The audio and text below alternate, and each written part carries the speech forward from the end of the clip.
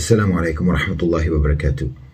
It's a huge mistake to think that the current global economic crisis is just a cyclical inevitability. What's happening right now is not merely the predictable standard volatility that we have come to expect every decade or so from the neoliberal, financialized Western capitalist system. This isn't just part of the normal ebb and flow.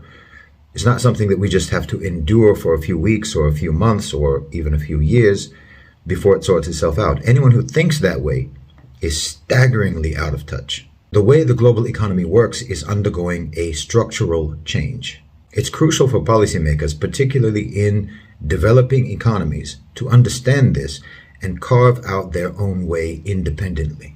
The owners and controllers of global financialized capital, the 1%, if you will, are undertaking an unprecedented power grab.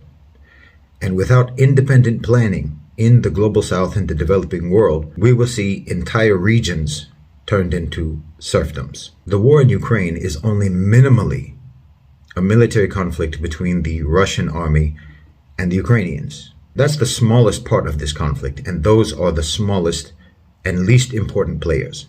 This is not even a war between Russia and the collective West. This is a war by monopolistic private sector superpowers to subjugate Europe and to enslave the global south, particularly Asia.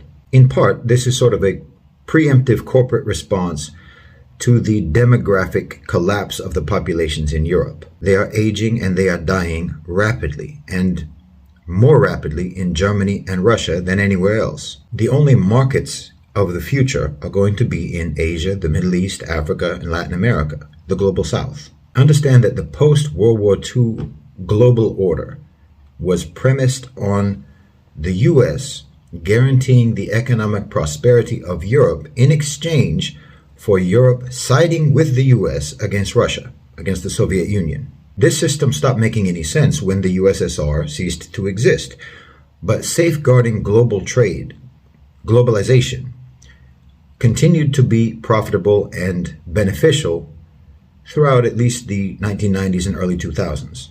But during the post-World War II era, the period of globalization, the conventional norms of international politics, diplomacy, and power dynamics shifted, partly due to globalization. What made this change was that you had the emergence of corporate superpowers, you have the radical financialization of the economy, and you have the hyper-accumulation of wealth by an increasingly smaller and smaller number of people. Now today, both Russia and Germany are dying demographically, and half of the EU has already passed the Rubicon of population collapse.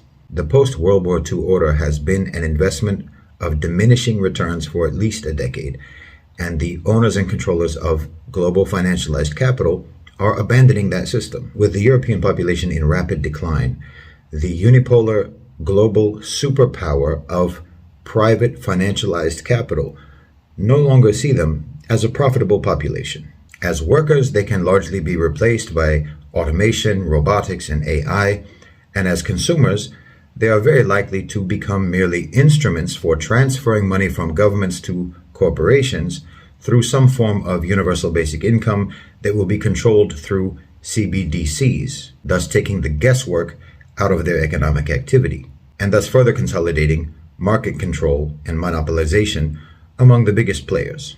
And war and conflict in Europe will perhaps become the continent's greatest method for contributing to corporate profiteering. Now, the global south, Asia, Africa, the Middle East, Latin America, they still have robust demographics.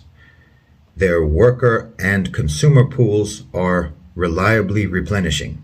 The process of industrialization and general prosperity in the society that occurred in Europe and the West for the last century will likely be replicated in the global south, except this time it will be done under the control and management of existing corporate power, meaning all development will be pursued under the auspices of that power and for the benefit of that power. If leaders in the global south do not recognize this, or if they opt to collaborate with existing financial and corporate institutions, because doing so will bring superficial prosperity at the expense of genuine independence and economic sovereignty, they will deliver their people into subjugation. Jazakumullahu khairan wa assalamu alaikum.